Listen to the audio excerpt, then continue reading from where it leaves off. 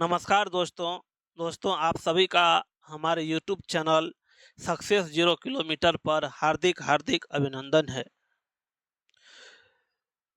आज हम इस वीडियो के माध्यम से आपको बताने वाले हैं कि नवीन सर के द्वारा जो पेड प्रैक्टिस सेट निकाला गया था उसके सेट नंबर 6 का अभी हम डिस्कस करने वाले हैं।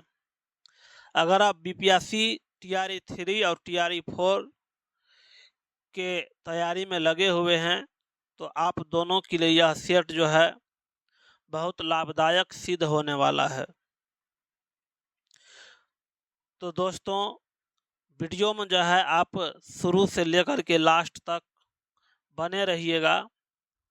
कहते हैं कि डियर बीपीएससी कैसे बताऊं मैं तुम्हें, मेरे लिए तुम कौन हो, कैसे बताऊं।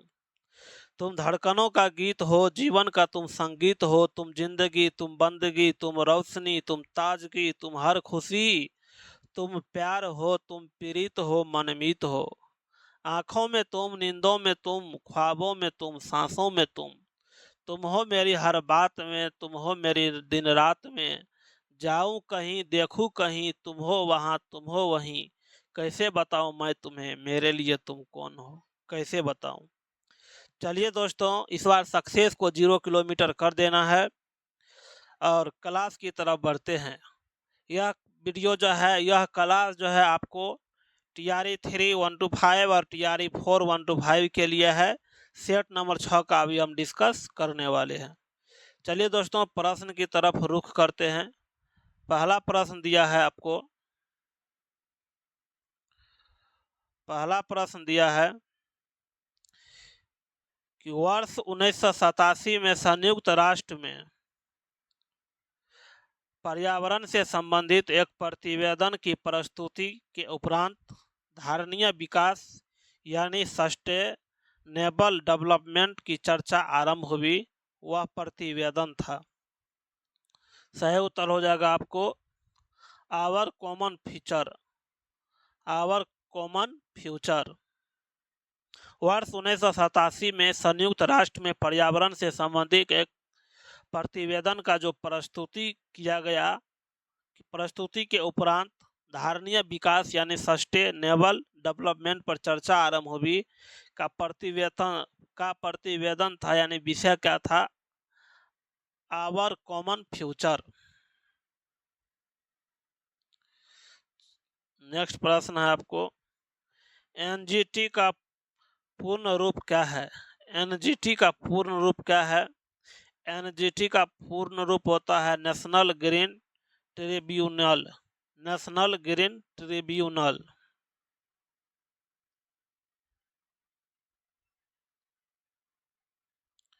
निम्नलिखित में कौन सा एक कृत्रिम पारितंत्र है। Which of the following is an artificial ecosystem, यानी कौन जो है आर्टिफिशियल इकोसिस्टम है, कृत्रिम पारितंत्र है। सही उत्तर हो जाएगा दोस्तों ऑप्शन नंबर बी, खेत। खेत जो है एक प्रकार का आपको कृत्रिम पारितंत्र का उदाहरण है। जैव विविधता में परिवर्तन होता है। जैव विविधता में परिवर्तन कब होता है, बायोडाइवर्सिटी में चेंज कब आता है, परिवर्तन कब होता है। सही उत्तर हो जाएगा दोस्तों भूमध्य रेखा की तरफ बढ़ने पर। भूमध्य रेखा की तरफ जब हम दोस्तों बढ़ेंगे, भूमध्य रेखा की तरफ जब हम जाएंगे तो बायोडाइवर्सिटी में, जैव विविधता में क्या होगा दोस्तों, परिवर्तन होगा। आइए बढ़ते हैं नेक्स्ट प्रश्न की तरफ। अगला प्रश्न है कि भारत की जैव विविधता के संदर्भ में Ceylon, frogmouth, coppersmith, barbet, great चिंड, मिनीवेट और व्हाइट थ्रोटेड रेड स्टर्ड क्या है। सही उत्तर हो जाएगा दोस्तों the right answer is option A, पक्षी। पक्षी इसका प्रश्न का सही उत्तर हो जाएगा। चलिए बढ़ते हैं नेक्स्ट प्रश्न की तरफ। दोस्तों रोज अगर आप इसी तरीका से सेट प्रैक्टिस करते हैं या रोज आप वीडियो देखते हैं इस टाइप का 90 प्रश्न, जैसे हम 90 प्रश्न आपको बताते हैं, तो धीरे धीरे आपका जीके जीएस क्या हो जाएगा, मजबूत हो जाएगा। कहते हैं दोस्तों कि क्या हार में क्या जीत में किंचित नहीं भयभीत मैं, संघर्ष पथ पर जो मिला ये भी सही वो भी सही।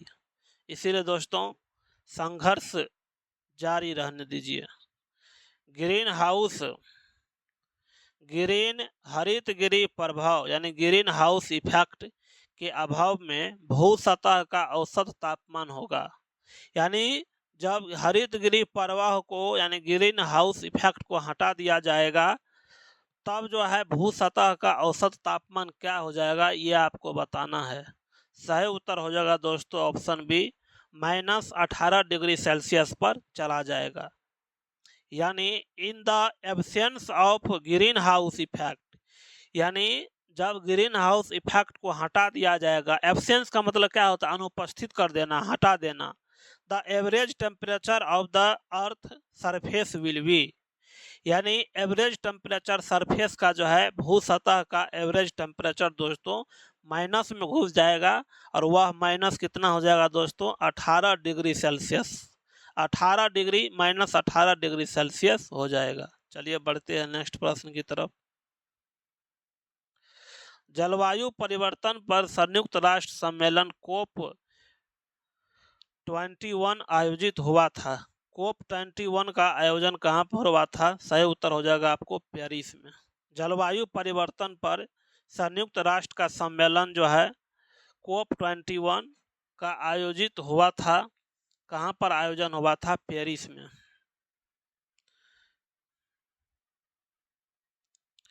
कार्बन क्रेडिट का दृष्टिकोण इनमें से किससे शुरू हुआ, कार्बन क्रेडिट का दृष्टिकोण इनमें से किससे शुरू हुआ, सही उत्तर हो जाएगा आपको क्योटो प्रोटोकॉल से, क्योटो प्रोटोकॉल से।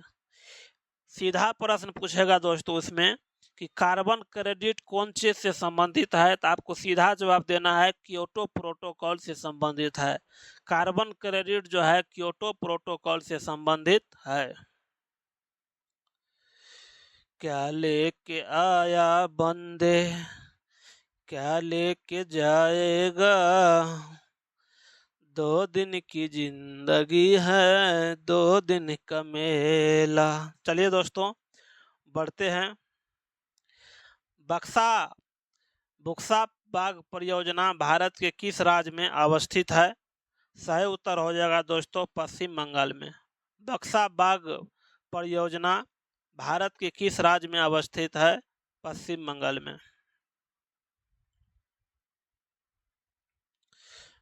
आगे दोस्तों जो है आपको मैथमेटिक्स और रीजनिंग का प्रश्न दिया हुआ है, तो मैं जीके जीएस की तरफ बढ़ते हैं।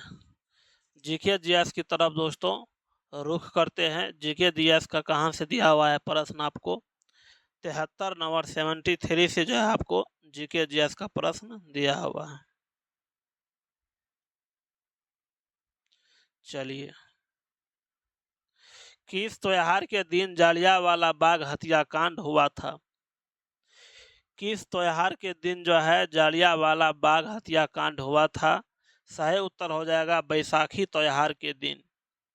और जालियांवाला बाग हत्याकांड जो है 13 अप्रैल 1919 को हुआ था, जिस के उपरांत इस जालियांवाला बाग हत्याकांड से आहत होकर के रविंद्रनाथ टैगोर ने नाइटहुड की उपाधि वापस कर दी थी, और महात्मा गांधी ने केसरी की उपाधि वापस कर दी थी। चलिए, वह कौन सा आंदोलन था जिसमें कृषक एवं छात्रों ने एक साथ भाग लिया था, कृषक और छात्रों ने एक साथ भाग लिया था, सही उत्तर हो जाएगा दोस्तों कृषक और छात्र जो है आपको असहयोग आंदोलन में भी भाग लिए थे और भारत छोड़ो आंदोलन और में भाग लिए थे, तो इसका सही उत्तर हो जाएगा ऑप्शन डी, उपर्युक्त में से एक से अधिक। सन 1905 में बंगाल के विभाजन की घोषणा निम्नलिखित में से किस कारण से की गई, सही उत्तर हो जाएगा आपको कांग्रेस आंदोलनों को विघटित करना। कांग्रेस आंदोलन को विघटित करने के दृष्टिकोण से 1905 में बंगाल विभाजन की घोषणा की गई थी। अगला प्रश्न है आपको,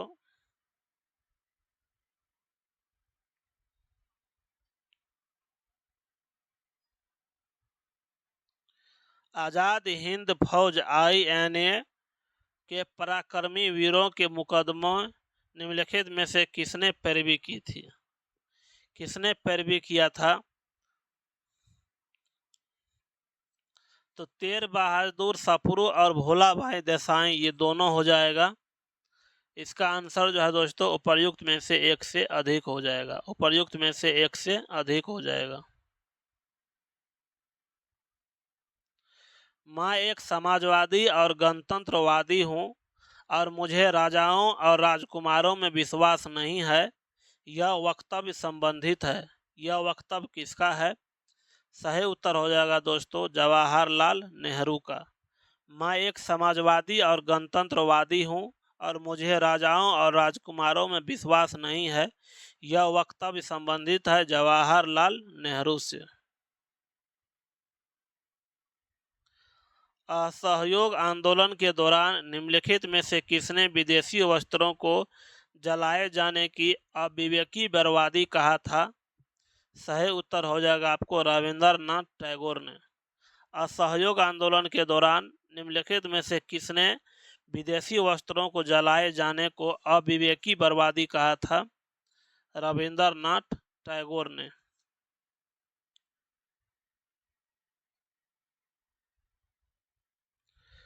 पहली टेलीग्राफ लाइन लॉर्ड डलहौजी द्वारा 1852 में किसके बीच शुरू किया गया था?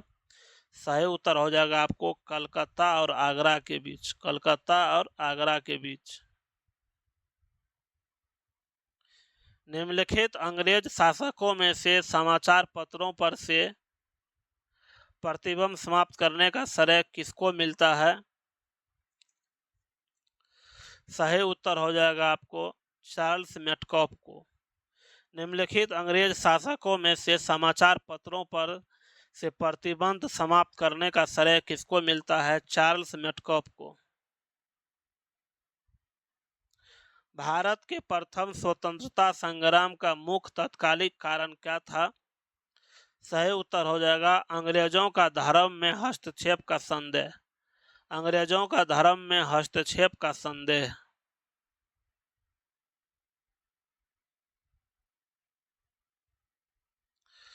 कौन सा युग्म सुमेलित नहीं है? बेलगांव अधिवेशन 1924 की अध्यक्षता महात्मा गांधी ने किया था, ये सही है। कलकत्ता अधिवेशन 1928 की अध्यक्षता सरोजिनी नायडू, ये गलत है।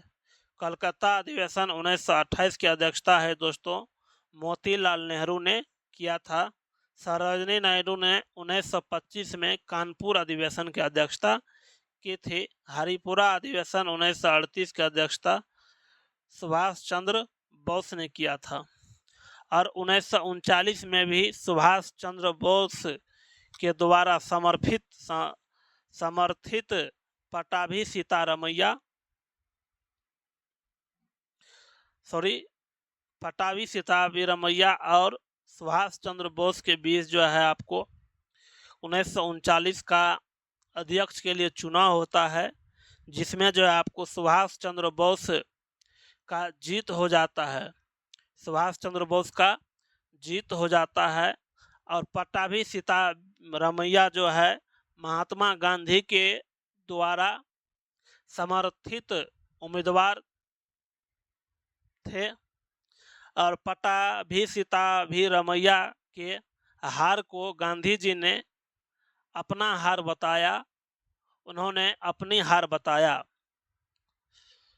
जिस कारण सुभाष चंद्र बोस दुखी होकर के अपने अध्यक्ष पद से त्यागपत्र दे देते हैं और उसके बाद 1939 में जो है सुभाष चंद्र बोस अध्यक्ष पद से त्यागपत्र देने के बाद डॉक्टर राजेंद्र प्रसाद को अध्यक्ष पद चुनते हैं और 1939 में ही फॉरवर्ड ब्लॉक की स्थापना सुभाष चंद्र बोस ने किया।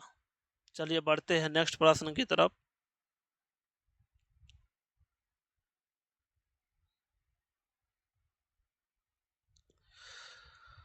कांग्रेस ने स्वराज प्रस्ताव 1906 में पारित किया। प्रस्ताव का उद्देश्य क्या था? स्वशासन सुनिश्चित करना, स्वशासन को सुनिश्चित करना। सन 1908 में अखिल भारतीय मुस्लिम लीग की एक लंदन की स्थापना हुई। सही उत्तर हो जाएगा आपको 84 का बी नंबर, अमीर अली की अध्यक्षता में। अमीर अली की अध्यक्षता में। चलिए बढ़ते हैं नेक्स्ट प्रश्न की तरफ। पटना के पहले अंग्रेज मजिस्ट्रेट का क्या नाम था? पटना के पहले अंग्रेज मजिस्ट्रेट का क्या नाम था? सही उत्तर हो जाएगा Charles Francis grand. Charles Francis grand. निम्नलिखित में से किस भारतीय को रॉबर्ट क्लाइव ने बिहार का दीवान नियुक्त किया था? सही उत्तर हो जाएगा सिताब राय को। निम्नलिखित में से किस भारतीय को रॉबर्ट क्लाइव ने बिहार का नायाब नियुक्त किया था? सिताब राय ने।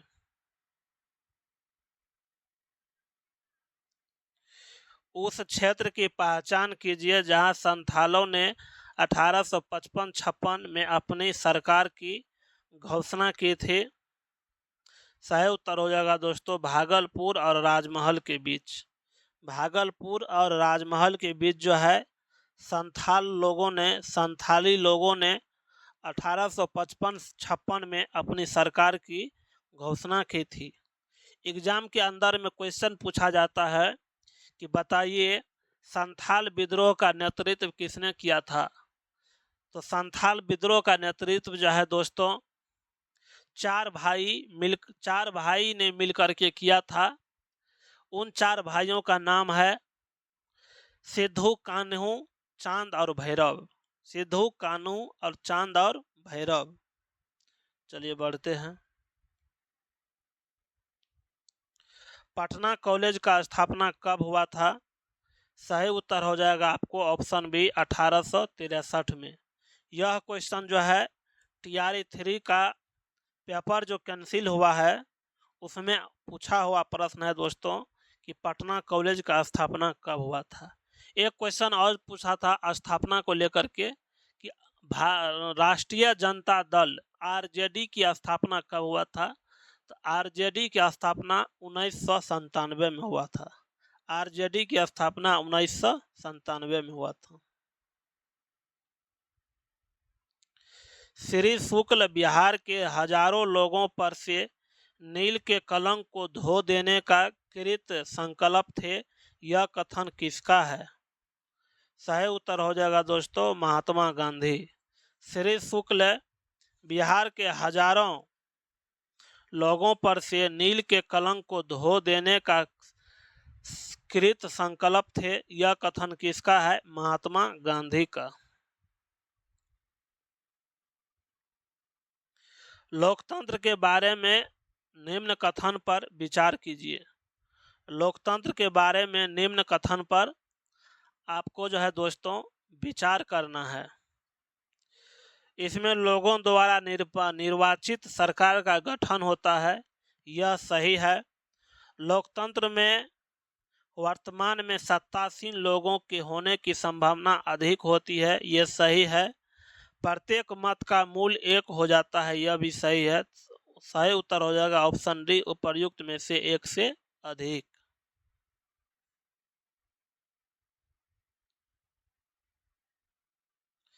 भारत में वरीयता का सही क्रम क्या है? भारत में वरीयता का सही क्रम है दोस्तों ऑप्शन सी हो जाएगा। सबसे पहले राष्ट्रपति आते हैं, उसके बाद उपराष्ट्रपति, प्रधानमंत्री, राज्यों के राज्यपाल, भूतपूर्व राष्ट्रपति। एक बात गौर कीजिएगा यहाँ पे कि राज्यों के राज्यपाल के बाद भूतपूर्व राष्ट्रपति आते हैं। राज्यों के राज्यपाल के बाद भूतपूर्व राष्ट्रपति आते हैं। चलिए बढ़ते हैं नेक्स्ट प्रश्न की तरफ। राज्य विधान परिषद के संबंध में निम्नलिखित में से कौन सा कथन सही नहीं है, सत्य नहीं है, ये आपको बताना है। सही उत्तर हो जाएगा दोस्तों ऑप्शन सी, न्यूनतम संख्या 60 है। यह जो है आपको सही नहीं है। पहली इलेक्ट्रॉनिक वोटिंग मशीन किसने डिजाइन किया था? पहली इलेक्ट्रॉनिक वोटिंग मशीन किसने डिजाइन किया था? एम.बी. हनीफा ने। एम.बी. हनीफा ने जो है पहली इलेक्ट्रॉनिक वोटिंग मशीन ईवीएम की डिजाइन किया था, एम.बी. हनीफा।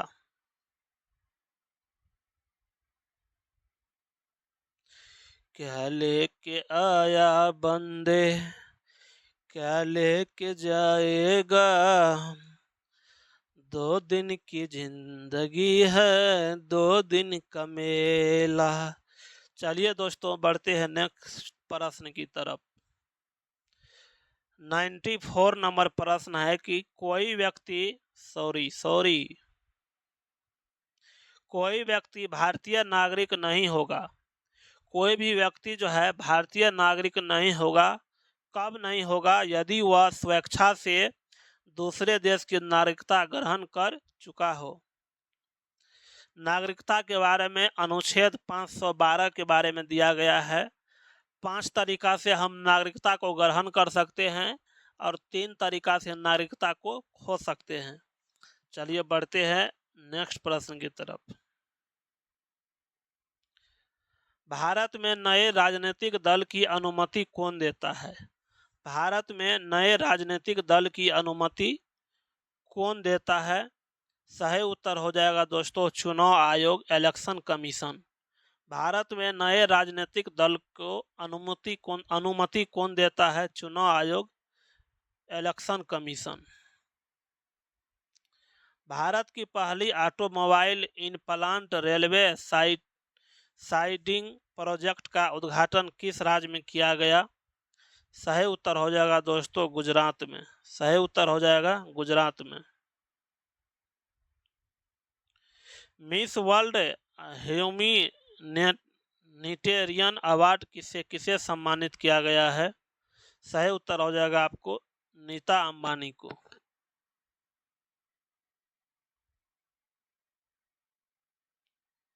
हाल ही में जारी 2023 की भ्रष्टाचार अवधारणा सूचकांक में भारत को 180 देशों में कौन सा स्थान मिला है? सही उत्तर हो जाएगा ऑप्शन सी 93। हाल ही में जारी वर्ष 2023 की भ्रष्टाचार अवधारणा सूचकांक में भारत को 180 देशों में कौन सा स्थान मिला है? 93वां स्थान मिला है। परेश में जो है भारत का स्थान जो है पहले 161 था, अब जो है वर्तमान में 159 है। परेश इंडेक्स में भारत का स्थान जो है 159 है। चलिए बढ़ते हैं नेक्स्ट प्रश्न की तरफ। भारत रत्न सम्मान पाने वाले 50वें शख्स कौन बने हैं? सही उत्तर हो जाएगा आपको लाल कृष्ण आडवाणी। लाल कृष्ण आडवाणी को 50वें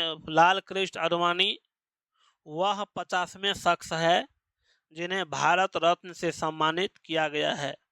वर्ष 2024 में टोटल 5 लोगों को भारत रत्न दिया गया है। कर्पूरी ठाकुर, एम.एस. स्वामीनाथन, लाल कृष्ण आडवाणी और 2 लोग और हैं, हमको ध्यान में नहीं आ रहा है दोस्तों, आप लोग कमेंट के माध्यम से बताइएगा।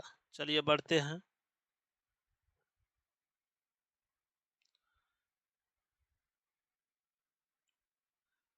कहते हैं दोस्तों कि रख हौसला वो मंजर भी आएगा, प्यासे के पास चलकर समंदर भी आएगा, थक कर ना बैठे मंजिल के मुसाफिर, मंजिल भी मिलेगी और मिलने का मजा भी आएगा। 17 फरवरी 2024 को इसरो द्वारा GSLV F-14 रॉकेट की मदद से किस मौसम उपग्रह को लॉन्च किया गया? सही उत्तर हो जाएगा इनसैट 3DS। 17 फरवरी 2024 को इसरो द्वारा GSLV F-14 रॉकेट के मदद से किस मौसम उपग्रह को लॉन्च किया गया? INSAT 3DS। चलिए बढ़ते हैं। हाल ही में किन दो देशों में यूपीआई पेमेंट सिस्टम लॉन्च किया गया है? सही उत्तर हो जाएगा श्रीलंका और मॉरिशस के बीच। श्रीलंका और मॉरिशस के बीच हाल ही में किन दो देशों में यूपीआई यूनिफाइड पेमेंट सिस्टम इंटरफेड यानी यूपीआई पेमेंट सिस्टम लॉन्च किया गया है? श्रीलंका और मॉरिशस के बीच। हाल ही में स्पेस में सर्वाधिक समय बिताने का रिकॉर्ड किसने बनाया है? सही उत्तर हो जाएगा आपको ओलेगो कोनेंको जो है स्पेस में सर्वाधिक समय बिताने का रिकॉर्ड बनाया है। G20 शिखर सम्मेलन के दौरान भारत ने वर्ष 2024 में होने वाले G20 की अध्यक्षता किस देश को सौंपी है? सही उत्तर हो जाएगा दोस्तों ब्राजील को। सही उत्तर हो जाएगा आपको ब्राजील को। अगला पॉइंट है, अगला क्वेश्चन है कि चंद्रमा के जिस स्थान पर चंद्रयान 2 ने अपने पदचिन्ह छोड़े हैं वह पॉइंट अब क्या कहलाएगा? तो चंद्रयान 2 के बारे में दोस्तों पूछ रहा है तो उसे तिरंगा पॉइंट बोला जाता है।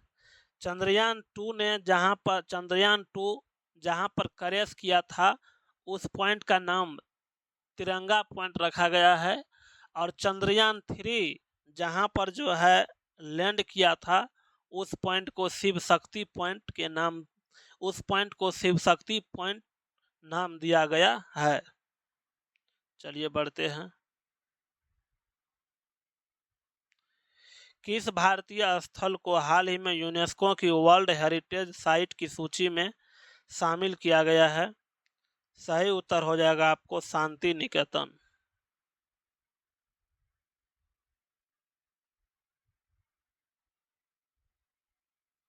हाल ही में अखबारों में रहा झूला घाट सस्पेंशन ब्रिज का संबंध किन दो देशों से है? सही उत्तर हो जाएगा भारत और नेपाल के बीच। हाल ही में खबरों में रहा झूला घाट सस्पेंशन ब्रिज का संबंध किन दो देशों से है? भारत और नेपाल के बीच।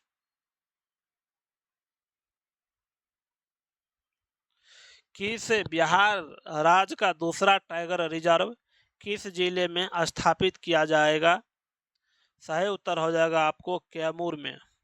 बिहार राज्य का दूसरा टाइगर रिजर्व किस जिले में स्थापित किया जाएगा? कैमूर में स्थापित किया जाएगा। किस राज्य ने गंगेटिक डॉल्फिन को राज्य जलीय जीव घोषित किया है? सही उत्तर हो जाएगा आपको उत्तर प्रदेश। मुख्यमंत्री लाडली बहना आवास योजना की शुरुआत किस राज्य में की गई है? सही उत्तर हो जाएगा मध्य प्रदेश। सही उत्तर हो जाएगा आपको मध्य प्रदेश। और मध्य प्रदेश के वर्तमान में अभी मुख्यमंत्री कौन है? मोहन यादव है। सीखो और कमाओ योजना जो है, सीखो और कमाओ योजना भी मध्य प्रदेश में चालू किया गया था। चलिए बढ़ते हैं। इसरो ने किस देश के साथ सैटेलाइट्स की PSLV C-56 रॉकेट से लॉन्च किया? इसरो ने किस देश के साथ जो है 7 सैटेलाइट को PSLV C-56 रॉकेट से लॉन्च किया? ISRO launches 7 satellites of which country with PSLV C-56 rockets? सही उत्तर हो जाएगा आपको सिंगापुर। सही उत्तर हो जाएगा दोस्तों सिंगापुर। अगला प्रश्न है, उष्णकटिबंधीय सदाबहार वन कहाँ पाए जाते हैं? उष्णकटिबंधीय सदाबहार वन कहाँ पर पाए जाते हैं? सही उत्तर हो जाएगा आपको पश्चिमी घाट में।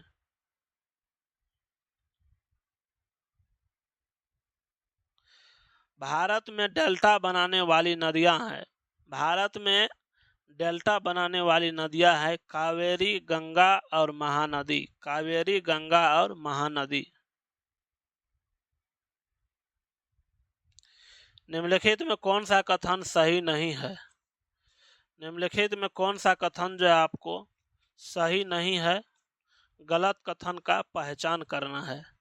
सही उत्तर हो जाएगा ऑप्शन सी, कावेरी नदी का उद्गम आंध्र प्रदेश में है। यह कथन सत्य नहीं है। चित्रकूट झरना इंद्रावती नदी पर पड़ता है, जिसे अक्सर भारत के नियाग्रा झरने के रूप में जाना जाता है। वह डैश में है। तो चित्रकूट झरना जो है, चित्रकूट झरना जो है आपको छत्तीसगढ़ में अवस्थित है। चित्रकूट झरना छत्तीसगढ़ में अवस्थित है। दुर्लभ साइबेरिया सारस डैश में नियमित रूप से आया करते थे, जो एक वैश्विक विरासत स्थल भी है। सही उत्तर हो जाएगा आपको केवलादेव राष्ट्रीय उद्यान। दुर्लभ साइबेरिया सारस केवलादेव राष्ट्रीय उद्यान में नियमित रूप से आया करते थे, जो एक वैश्विक विरासत स्थल भी है। भारत में विद्यमान निम्नलिखित भूवैज्ञानिक संरचनाओं का प्राचीनतम से नवीनतम की ओर सही क्रम है। सही उत्तर हो जाएगा ऑप्शन सी, धारवाड़, कुडप्पा, विंध्यन और गोंडवाना। निम्नलिखित नदियों में से कौन से स्रोत बिंदु लगभग एक ही है? निम्नलिखित नदियों में से तो सही उत्तर हो जाएगा आपको 117 का सी नंबर हो जाएगा। ब्रह्मपुत्र और सिंधु। एक ट्रिक दोस्तों आप लोग याद रख लीजिए, ट्रिक है SSB। सिंधु, सतलज और ब्रह्मपुत्र। सिंधु, सतलज और ब्रह्मपुत्र नदी का उद्गम बिंदु लगभग एक ही है। चलिए, भारतीय मौसम मानचित्र नहीं दर्शाती है। भारतीय मौसम मानचित्र नहीं दर्शाती है समताप रेखाएं। समताप रेखाएं।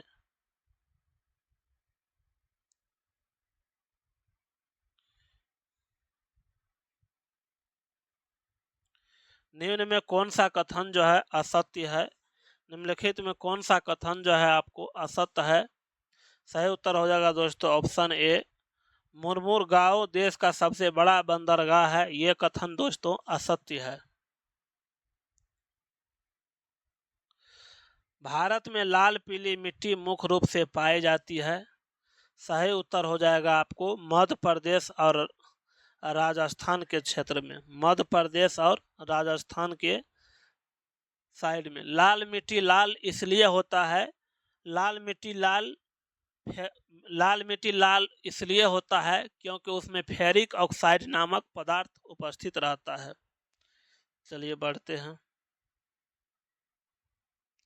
नेपाल की सीमा को स्पर्श करने वाले बिहार के जिलों का सही समूह है। सही उत्तर हो जाएगा ऑप्शन ए, पश्चिम चंपारण, पूर्वी चंपारण, सीतामढ़ी, मधुबनी, सुपौल, अररिया और किशनगंज।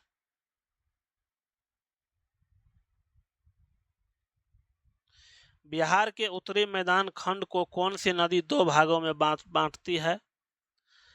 तो बिहार के उत्तरी मैदान खंड को जो है बागमती नदी जो है दो खंडों में बांटती है। बिहार की सर्वोच्च चोटी है। बिहार की सर्वोच्च चोटी का क्या नाम है? सोमेश्वर का किला। सोमेश्वर किला बिहार का सर्वोच्च चोटी है। बिहार के अधिकांश क्षेत्र आच्छादित है। बिहार के अधिकांश क्षेत्र आच्छादित है कछारी मिट्टी से। बिहार का अधिकांश क्षेत्र जो है आपको आच्छादित है कछारी मिट्टी से। बिहार में जूट उद्योग क्षेत्र केंद्रित है। बिहार में जूट उद्योग क्षेत्र केंद्रित है। उत्तर पूर्वी क्षेत्र। उत्तर पूर्वी क्षेत्र। टेलीफोन का आविष्कार किसने किया था? टेलीफोन का आविष्कार जो है अलेक्जेंडर ग्राहम बेल ने किया था। टेलीफोन का आविष्कार अलेक्जेंडर ग्राहम बेल ने किया था। घड़ी की सुई की गति होती है। घड़ी की सुई की गति होती है दोस्तों, घड़ी की सुई की गति होती है आवर्त गति। घड़ी की सुई की गति होती है आवर्त गति होती है। घूर्णन द्वारा किया गया कार्य होता है। घूर्णन द्वारा किया गया कार्य होता है हमेशा शून्य। हमेशा क्या होता है दोस्तों? शून्य होता है।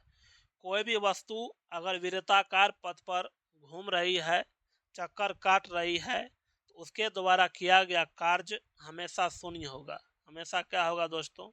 शून्य होगा। जल पृष्ठ पर लोहे के टुकड़े न तैरने के कारण है। जल के पृष्ठ पर लोहा का टुकड़ा नहीं तैरता है, डूब जाता है। इसका क्या कारण है? सही उत्तर हो जाएगा ऑप्शन ए, लोहे द्वारा विस्थापित जल का भार लोहे के भार से कम होता है। लोहे के भार से कम होता है। आर्किमिडीज का सिद्धांत है दोस्तों, यह आर्किमिडीज का सिद्धांत है। निम्नलिखित में कौन सा कथन ध्वनि और प्रकाश तरंगों के बारे में सही है? निम्नलिखित में कौन सा कथन जो है ध्वनि और प्रकाश तरंगों के बारे में सही है? सही उत्तर हो जाएगा ऑप्शन बी, ध्वनि तरंग अनुदैर्घ्य तरंग होती है लेकिन प्रकाश तरंग अनुप्रस्थ तरंग होता है। यह सही है। ध्वनि तरंग जो है एक प्रकार का अनुदैर्घ्य तरंग होता है, जबकि प्रकाश तरंग एक प्रकार का अनुप्रस्थ तरंग होता है। चलिए दोस्तों बढ़ते हैं नेक्स्ट प्रश्न की तरफ। बढ़ते हैं नेक्स्ट प्रश्न की तरफ। नेत्र का कौन सा भाग उसके अंदर प्रवेश करने वाले प्रकाश को नियंत्रित करता है? सही उत्तर हो जाएगा आपको परितारिका, आइरिस। परितारिका का अंग्रेजी जो है, परितारिका का अंग्रेजी दोस्तों आइरिस भी होता है। कहीं पे आपको परितारिका लिखल मिलेगा और कहीं पे आपको आइरिस लिखा हुआ मिलेगा। दोनों एक ही चीज है। परितारिका का अंग्रेजी आइरिस होता है और दृष्टि पटल का अंग्रेजी रेटिना होता है। दृष्टि पटल का अंग्रेजी रेटिना होता है। तो बोल रहा है कि नेत्र का कौन सा भाग उसके अंदर प्रवेश करने वाले प्रकाश को क्या करता है? नियंत्रित करता है। क्या करता है दोस्तों? नियंत्रित करता है, कंट्रोल करता है। सही उत्तर हो जाएगा परितारिका यानी आइरिस। परितारिका यानी आइरिस। दो समांतर धारावाही तार जिसमें एक ही दिशा में विद्युत धारा प्रभावित हो रही है, एक दूसरे को आकर्षित करते हैं। इसका क्या कारण है? सही उत्तर हो जाएगा दोस्तों उनके बीच चुंबकीय बल। उनके बीच चुंबकीय बल। समुद्र के पानी के अलवणीकरण के लिए इस्तेमाल किए जाने वाली तकनीक में से एक है। सही उत्तर हो जाएगा आपको वाष्पीकरण। सही उत्तर हो जाएगा आपको वाष्पीकरण। एक्स किरणों का उपयोग क्रिस्टल संरचना के अध्ययन से किया जाता है क्योंकि सही उत्तर हो जाएगा ऑप्शन बी, एक्स किरणों की तरंगदैर्घ्य तथा क्रिस्टल के अंदर परमाणु की दूरी की परमाणु परिणाम की कोटि समान होती है। परिणाम की कोटि समान होती है।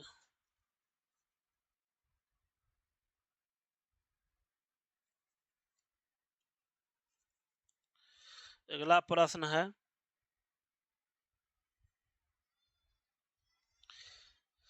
यूरेनियम 92-238 परमाणु में होते हैं। यूरेनियम 92-238 परमाणु में होते हैं। सही उत्तर हो जाएगा ऑप्शन बी, 92 प्रोटॉन, 146 न्यूट्रॉन और 92 इलेक्ट्रॉन। सूर्य सहित सभी तारों में ऊर्जा का स्रोत है। सूर्य सहित सभी तारों में ऊर्जा का स्रोत क्या है? सही उत्तर हो जाएगा ऑप्शन सी, हाइड्रोजन नाभिक का हीलियम नाभिक में संलयन। हाइड्रोजन नाभिक का हीलियम नाभिक में संलयन। प्राकृतिक गैस के बारे में निम्नलिखित में से कौन सा कथन असत्य है? प्राकृतिक गैस के बारे में कौन सा कथन असत्य है? यह CO और H2 का मिश्रण है। यह CO और H2 का मिश्रण है। CaCO और H2 का मिश्रण है।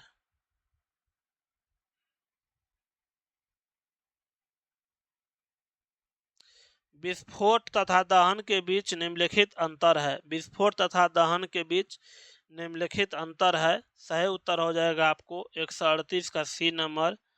विस्फोट के मामले में परिसीमित क्षेत्र में दाब तेजी से बढ़ जाता है, लेकिन दहन के दौरान ऐसा कुछ नहीं होता है। लेकिन दहन के दौरान ऐसा कुछ नहीं होता है। 139 के बी नंबर। 139 का प्रश्न है आपको। निम्नलिखित में कौन सा एल्युमिनियम का अयस्क नहीं है। निम्नलिखित में कौन जो है एल्युमिनियम का अयस्क नहीं है। सही उत्तर हो जाएगा आपको एजुराइट। चूने के पानी में कार्बन डाइऑक्साइड गैस प्रवाहित करने पर यह दूधिया हो जाता है, ऐसा किसके निर्माण के कारण होता है। सही उत्तर हो जाएगा आपको कैल्शियम कार्बोनेट। सही उत्तर हो जाएगा आपको कैल्शियम कार्बोनेट। निम्नलिखित में किसका उपयोग खाना पकाने के लिए किया जाता है। सही उत्तर हो जाएगा द्रवित पेट्रोलियम गैस यानी एलपीजी का। Liquefied petroleum gas LPG.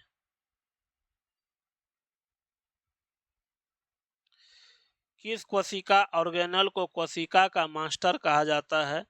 सही उत्तर हो जाएगा आपको नाभिक न्यूक्लियस को। किस कोशिका ऑर्गेनल को कोशिका का मास्टर कहा जाता है। नाभिक न्यूक्लियस को। पौधों में फ्लोएम का क्या कार्य है। पौधे में फ्लोएम का क्या कार्य है। यह शर्करा को पौधे के विभिन्न भागों तक पहुंचाते हैं। यह शर्करा को पौधे के विभिन्न भागों तक पहुंचाते हैं। निम्नलिखित में कौन सा आमाशय को प्रभावित करता है। सही उत्तर हो जाएगा आपको कौलिक। कौलिक जो है आमाशय को प्रभावित करता है।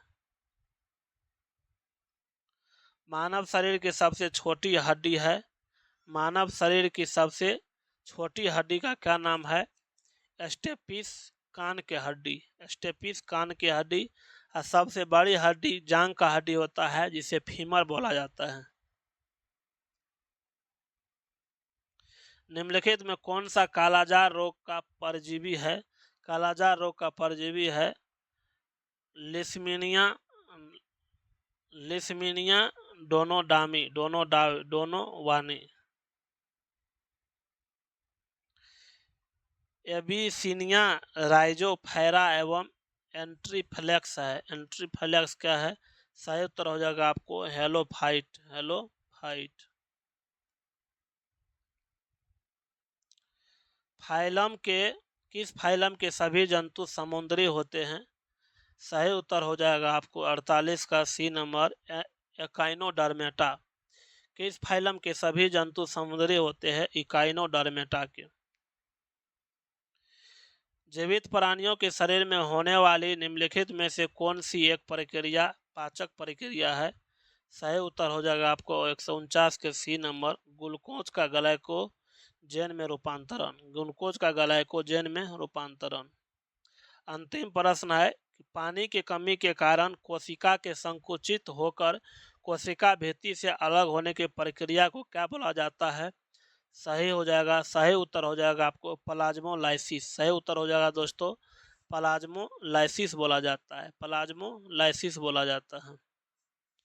इस प्रकार से दोस्तों सभी प्रश्न का डिस्कशन कर दिए हैं। आपको यह वीडियो कैसा लगा, आप अपना फीडबैक जरूर दीजिएगा। मिलते हैं नेक्स्ट वीडियो में, तब तक के लिए जय हिंद।